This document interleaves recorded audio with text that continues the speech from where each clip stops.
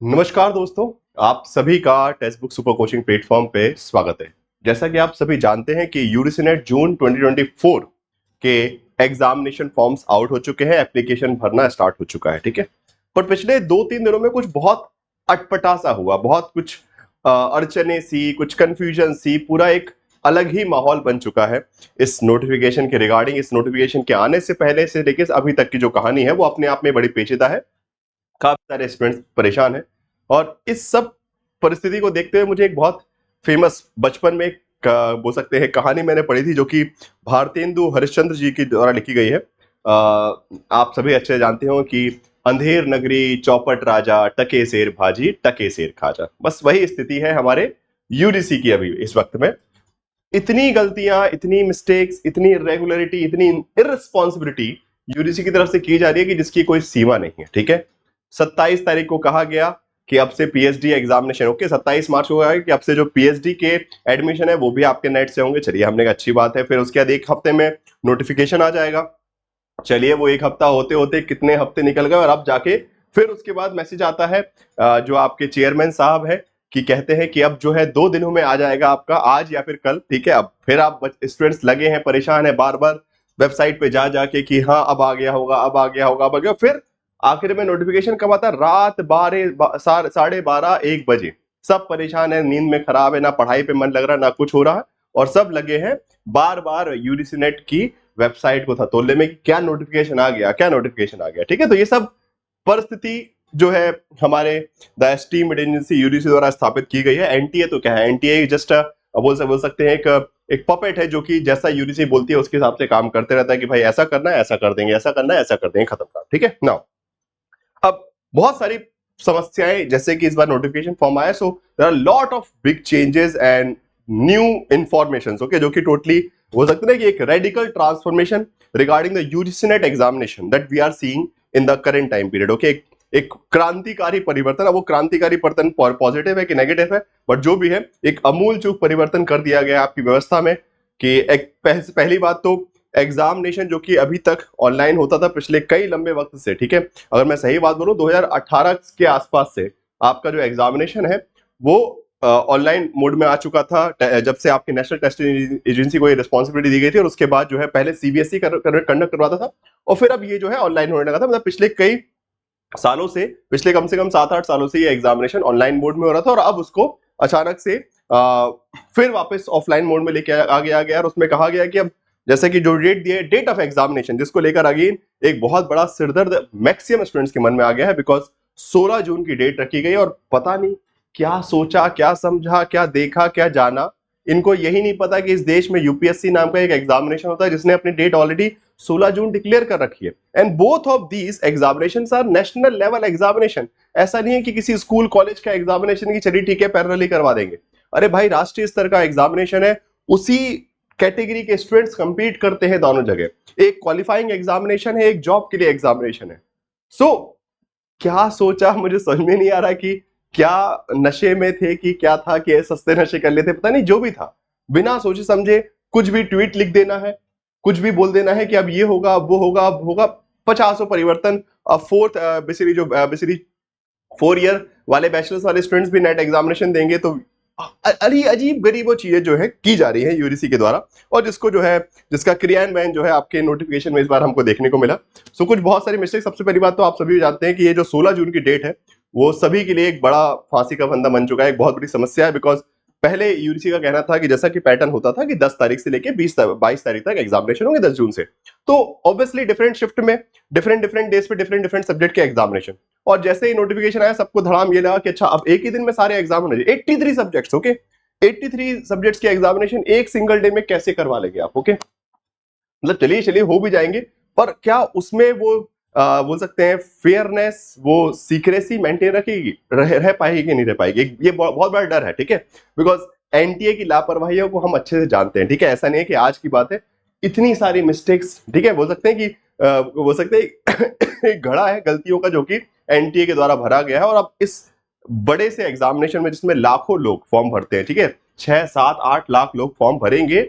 और इन सब 6-7-8 lakh, because UPSC तो है नहीं ये, ठीक है, कि एनटीए जो है वो एक यूपीएससी जैसा ऑर्गेनाइजेशन तो है नहीं कि वो ऑफलाइन एग्जाम कंडक्ट करवा ले और इतनी सक्सेसफुल तरीके से, ठीक है, बिना किसी पेपर लीक के, बिना किसी प्रकार के। तो यहाँ तो सबसे बड़ी समस्या यही आ रही है कि यहाँ ऑफलाइन पेपर उन्होंने प्रयास किया कि चलिए ऑनलाइन में स्टूडेंट्स को दिक्कत आती है, बट सबसे बड़ी समस्या है कि एक ही दिन में सारे सब्जेक्ट के एग्जामिनेशन करवा देना, ठीक है, और उसमें भी क्लियरिटी नहीं कि सही में उसी एक ही दिन में हो जाएंगे कि नहीं हो पाएंगे। ऐसी बहुत सारी समस्याएं क्रिएट हो चुकी है इस नोटिफिकेशन के आने के बाद और सबके मन में। तो सबसे पहले हम पहली प्रॉब्लम की बारे में बात करेंगे जो कि डेट के रिगार्डिंग है। तो 16 जून, उस पर तो कुछ भी हो जाए एग्जामिनेशन नहीं हो सकता और उसके लिए लड़ना पड़ेगा। डेफिनेटली अगर आवश्यकता पड़ेगी तो यूजीसी के ऑफिस भी जाएंगे और इस बात को खत्म करवाएंगे कि ये बहुत बड़ी गैर जिम्मेदार व्यवहार है कि आपको पता था, जबकि ये बहुत पहले से डिक्लेयर है यूपीएससी की तरफ से कि 16 जून को वो एग्जाम ले रहे हैं और उसके बावजूद भी एक ही डेट आपको मिली कि 16 जून को ही हम एग्जाम करवा रहे हैं, ठीक है। सो पहली बात तो ये एक सबसे बड़ी समस्या है जिसका समाधान निकलेगा आने वाले कुछ दिनों में बहुत क्लियरली। ये नोटिफिकेशन यही आपके जो चेयरमैन साहब है वो बताएंगे कि हाँ भैया हमने डेट चेंज कर लिया, बिकॉज ये पलटू राम है, ठीक है। अच्छे से आप जानते हैं कितनी बार पलटे हैं, पहले भी ये पलटे हैं और आगे भी पलटेंगे, बिकॉज वही है कि वही जो है कि अंधेर नगरी चौपट राजा टके शेर भाजी टके शेर खाजा वाली स्थिति है। ओके, नाउ नेक्स्ट एस्पेक्ट जो आता है, कुछ और मिस्टेक्स मैंने जो आइडेंटिफाई की हैं, जो एक तो भाई ऑफलाइन करवा दिया गया एग्जामिनेशन, तो वो भी अपने आप में बहुत बड़ा ब्लंडर है। वो कैसे वर्क करेगा, बहुत लोगों को लग रहा है कि वो सक्सेसफुल हो जाएगा, बट एक बहुत बड़ी चीज आप समझ नहीं रहे हैं, ठीक है। बहुत सारे स्टूडेंट्स के मेरे पास मैसेज आया कि सर बहुत अच्छा लग रहा है कि अब एग्जामिनेशन ऑफलाइन हो रहा है। इट्स ए वंडरफुल थिंग, चलिए आपको लग रहा है एग्जाम ऑफलाइन हो रहा है, ठीक है, बट आप ये सोचिए कि अभी तक एग्जाम से अब कितने नजदीक हैं आप लोग। अभी तक आप प्रिपरेशन कर रहे थे ऑनलाइन एग्जामिनेशन, मॉक टेस्ट आप ऑनलाइन लगा रहे थे, सब कुछ चीजें आप ऑनलाइन प्रैक्टिस कर रहे थे, मैक्सिमम चीजें, और अचानक से अब आपके पास इतने से लिमिटेड टाइम है जहां पे आपको चीजें रिवाइज करनी है। Okay, now your main focus is about revision of the syllabus, और उस समय आपको अपना पैटर्न ऑफ प्रिपरेशन, अब आपको ओएमआर शीट भरने की प्रैक्टिस करनी पड़ेगी उसको स्पीड में, because see right now we our mentality is clear कि अच्छा ठीक है हमको क्लिक करना है, बस एक क्लिक करने में सेकंड लगता है, ठीक है, क्लिक करने में सेकंड लगता है, बट वही एक ओएमआर शीट में बहुत बारीकी से आपको जब गोले भरने हैं उसमें टाइम कम से कम 10 से 15 मिनट आपको लेके चलना पड़ेगा, and that will impact your result. That is a guaranteed thing. जिनको लग रहा है कि बिकॉज या तो आपको उसको टाइम देते, ये बात जो है कि ओएमआर में हम करवाने वाले इनको पहले से पता होगा, ये बात आप 2-3 महीने पहले बता सकते थे, उसमें कोई नोटिफिकेशन वाली बात नहीं है। आप एक इन्फॉर्मेशन पब्लिक रिलीज कर देते कि ठीक है भैया आप हमसे हम ओएमआर शीट में ऑफलाइन करवाएंगे, खत्म का। तो एटलीस्ट स्टूडेंट्स अब तब से, जैसे यूपीएससी का एग्जामिनेशन सबको पता है कि वो ऑफलाइन होता है, तो जो भी प्रिपरेशन करने वाला बच्चा है वो उसको बैठ के अपना रफ पेपर में ओएमआर शीट में भर के प्रैक्टिस करता है जब वो अपने ऑब्जेक्टिव पेपर प्रीलिम्स की तैयारी करता है। तो क्या यूजीसी नेट एग्जामिनेशन के स्टूडेंट का वो हक नहीं बनता कि उसको पहले से बताया जाता? अब उसको बता रहे हैं, अब आप एग्जामिनेशन में 50 दिन में भी नहीं बचे और उससे बोले कि अब भैया तुम्हारा जो है ऑनलाइन नहीं ऑफलाइन होगा। तो एक बड़ी समस्या आप लोगों के लिए क्रिएट किया, this is a blunder mistake जिसको शायद तक यूजीसी माने ना माने, जैसा भी हो देखा जाएगा। अब कुछ इंपॉर्टेंट बातें जो नोटिफिकेशन में मैंने नोटिस किए वो मैं आपके साथ शेयर करना चाहता हूं, जो कि और भी ऐसी कुछ चीजें जब भाई इतने सारे सुधार कर रहे थे तो कुछ शायद तक आंखें और खुल जाती है अगर यूजीसी की, तो ज्यादा बेटर होता। जैसे कि अगर आप यहां पे जाएंगे, सो यूजीसी के यहां पे इंफॉर्मेशन बुलेटिन में जून का भी इंफॉर्मेशन बुलेटिन, जैसे कि बहुत सारे स्टूडेंट्स को कंफ्यूजन आ रही है रिगार्डिंग द एप्लीकेशन फॉर्म की सर कहां पे क्या भरना है, because now this time there are 3 categories. Okay, 3 categories बना दी गई है। Previously there was only JRF, okay, JRF plus assistant professor and only assistant professor. Okay, पहले 2 कैटेगरी होती थी कि JRF and assistant professor, and उसकी दूसरी कैटेगरी होती थी only JRF, sorry only assistant professor के लिए आप अप्लाई करते थे। अब now this time another category because of the PhD admission also. Okay, now अब इसको जब नोटिफिकेशन खोलते हैं तो इसको मैं बहुत ध्यान से मैंने आराम से बैठ के पढ़ा कि क्या क्या समस्याएं और अधिकतर समस्याओं का समाधान जो है आपको इसी में मिलने वाला है, ठीक है। सो इस नोटिफिकेशन में एक मैंने बहुत बड़ी चीज नोटिस की, ये तो आप सभी को इन्फॉर्मेशन देख ही ली आपने, ठीक है, जहां पे डेट्स के रिगार्डिंग जो मजाक किया गया है कि 16 तारीख बिल्कुल बड़े बड़े अक्षरों में लिख दिया कि भाई 16 जून को हम एग्जाम करवा लेंगे, पर पता नहीं कैसे करवाएंगे। और सबसे बड़ी बात है कि ऑल इंडिया लेवल पे आपको सेंटर्स अरेंज करने, जिस दिन ऑलरेडी इंडिया का वन ऑफ द लार्जेस्ट, वहां पे भी कुछ छोटे मोटे स्टूडेंट्स फॉर्म नहीं भरते, वहां पे भी 9-10 लाख स्टूडेंट्स फॉर्म भरते हैं यूपीएससी के। तो क्या उस स्थिति में आपके पास इतने स्कूल कॉलेज वगैरह व्यवस्था रहेंगी जहां पे आप उनको बुक कर लेंगे और वहां पे एग्जाम करवा देंगे? बिकॉज एनटीए खुद का तो ऐसा है नहीं कि खुद के स्कूल कॉलेज खुलेंगे जहां पे एग्जाम करवा दें। तो उस समय यूपीएससी भी अपने स्कूल कॉलेज को बुक कर रही होगी और वो भी अच्छे।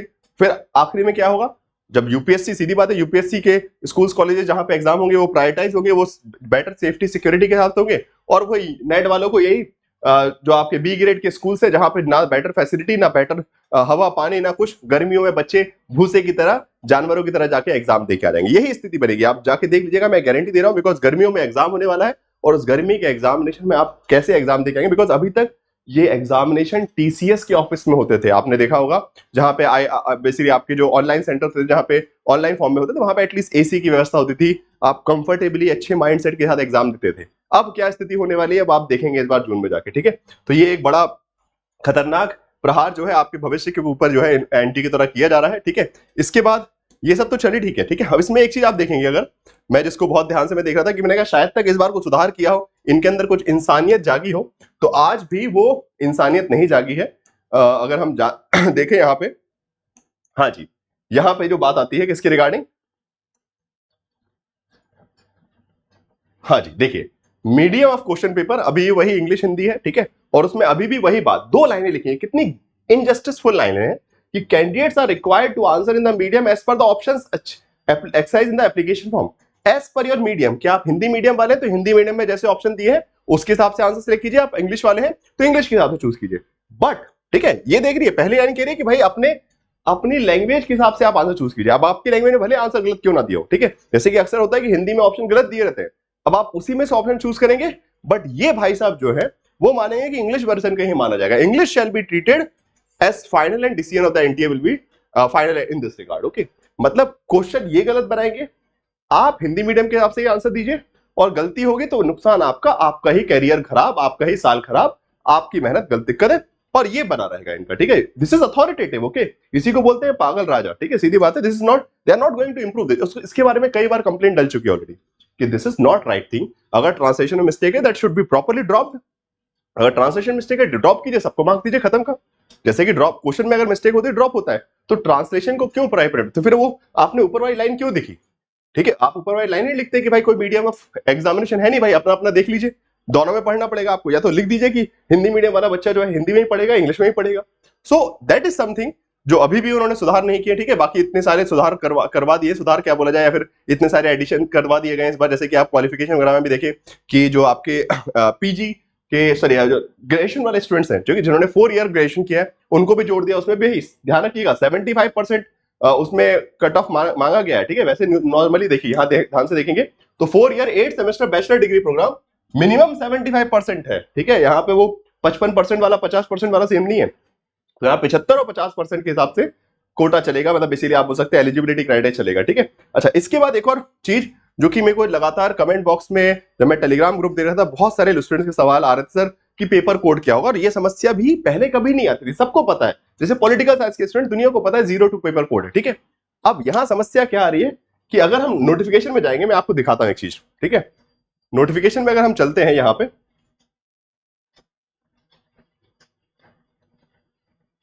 यस, ठीक है। सो ये हो गया आपका, देखिए 2 चीजें दी है। एक उन्होंने बताया list of NET subject and their code, okay, हर सब्जेक्ट का नाम और उसका पेपर कोड, ठीक है। Adult education, anthropology, Arabic culture, Arabic, ठीक है, सबके पेपर कोड सामने सामने लिखे, ठीक है। 2 डिजिट के पेपर कोड है, 36, 19, 90, ठीक है, ये सब आपको देख रहे हैं साफ साफ, ठीक है। जैसे मान लीजिए पॉलिटिकल साइंस पे जाए तो आपको 0 2 यहाँ पे दिखेगा सेपरेटली, ठीक है। ये हो गया 0 2 पॉलिटिकल साइंस, 0 2 फिलोसफी, सो ये क्लियर है। नाउ अब इन्होंने क्या किया, एक और बवाल इस बार कर दिया। अब स्टूडेंट यहाँ पे परेशान है, ठीक है, क्या कि फिर से देखिए same list of subject as post graduation level and their paper code, okay.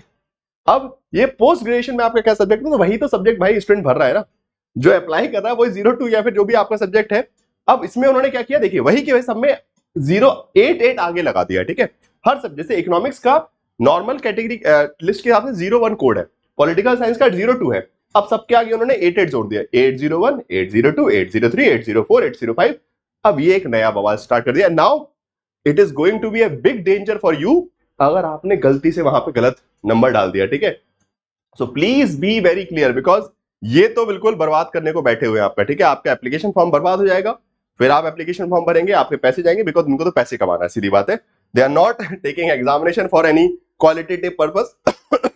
सबको घुसाते जाइए, सब लोग एग्जाम दीजिए, उल्टे सीधे टाइमिंग पे एग्जाम लेंगे और आपका पैसा बर्बाद होगा, ठीक है। तो इन चीजों का ध्यान रखिएगा, आप जब अप्लाई करेंगे वहां पे देख लीजिएगा, और उसके अलावा सारे इंस्ट्रक्शंस इसके रिगार्डिंग भी, सब्जेक्ट में कहां पे क्या भरना है, कहां पे कौन सा कोड भरना है, ठीक है। यहाँ पे पोस्ट ग्रेजुएशन लेवल के हिसाब से कोड लिखे हैं, ठीक है, कि अब जैसे पॉलिटिकल साइंस है 802 और 02 उसकी लिस्ट के हिसाब से, तो वहां पे जब आप फिल करेंगे ना तो ऑटोमेटिकली एरर शो करना चाहिए वो, अगर आप गलत आ रहा है, ठीक है। तो इसलिए प्लीज उस वर्ड को ध्यान से पढ़िएगा। और उसके अलावा इसी नोटिफिकेशन में सबसे आखिरी में अगर आप जाते हैं, ठीक है, तो यहाँ पे पूरा एप्लीकेशन फॉर्म 1 बाय 1 भर के दिखाया गया है, ठीक है।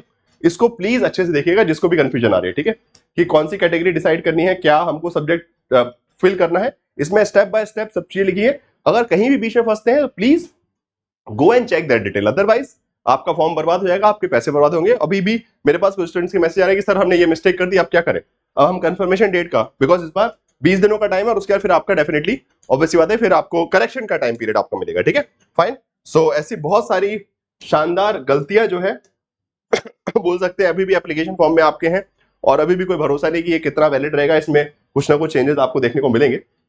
सो बात इतनी सी है कि एनटीए या फिर ये जो यूजीसी जो कि इस पूरे यूजीसी नेट एग्जामिनेशन के लिए जिम्मेदार है और जो कि एनटीए को जिम्मेदारी दी रहेगी, उस पर जिस प्रकार की प्रतिक्रियाएं चल रही हैं पिछले कुछ दिनों में, जिस प्रकार की इररिस्पॉन्सिबल बिहेवियर की तरह ये इस एग्जामिनेशन को कंडक्ट करवाने के लिए, बिकॉज अगेन एक अनिश्चित तरीके से एग्जाम के फॉर्म एप्लीकेशन आउट करने में डिले कर दिया जाता है। अब सिर्फ 20 दिनों का टाइम दिया गया एप्लीकेशन फॉर्म भरने का, फिर उसके बाद करेक्शन विंडो एंड फिर उसके आपके एग्जाम आएंगे और वो भी एक गलत डेट पे आपको दे दिया गया, जिससे सारी कंफ्यूजन क्रिएट हो रही है, ठीक है।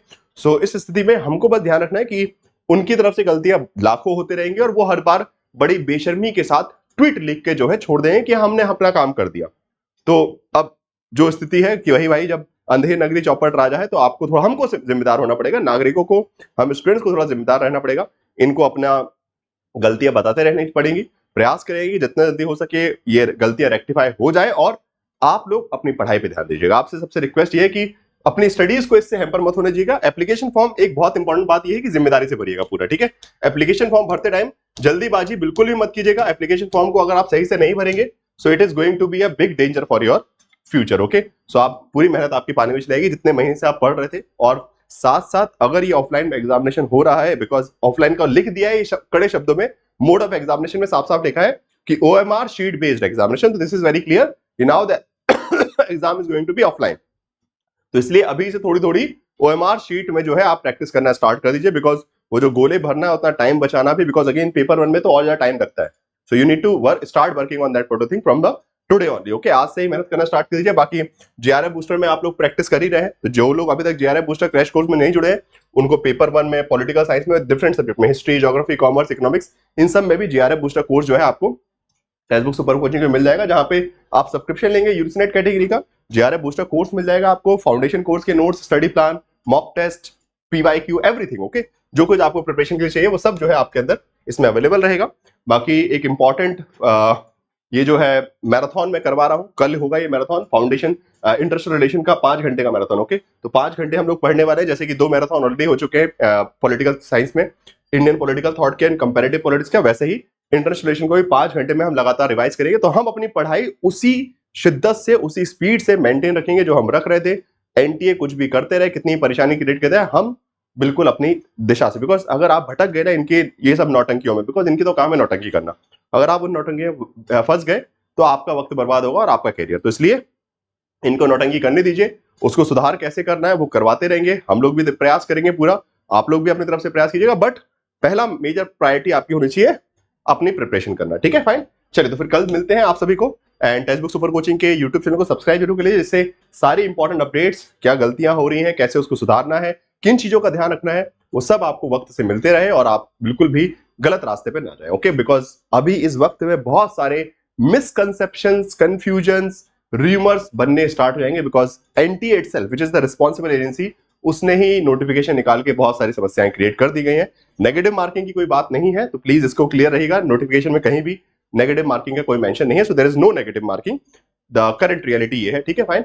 बाकी अच्छे से एग्जामिनेशन दिए, सिलेबस के बारे में उन्होंने बोला था कि सिलेबस चेंज करेंगे, उसका कुछ नहीं है, बट हाँ एग्जाम पैटर्न में बहुत बड़े बड़े चेंजेस कर दिए हैं, तो थोड़ा सा सिंसियरली अटेम्प्ट करेंगे तो हो जाएगा, घबराने वाली बात नहीं है। अब देखते हैं कि एग्जाम डेट क्या होती है, ऊपर नीचे उसमें चेंजेस होंगे, तो आप बस शिद्दत से अपना टारगेट रखिए कि 10 तारीख तक आप पूरी तरीके तैयार हो, ठीक है। 10 जून तक हर कीमत पे आप अच्छे से तैयार हो जाए, जिससे अब उसके बाद वो कभी भी एग्जाम ले, 16 को ले कि अगले सैटरडे संडे में ले, जब भी ले हम पूरी तरीके तैयार है, ठीक है।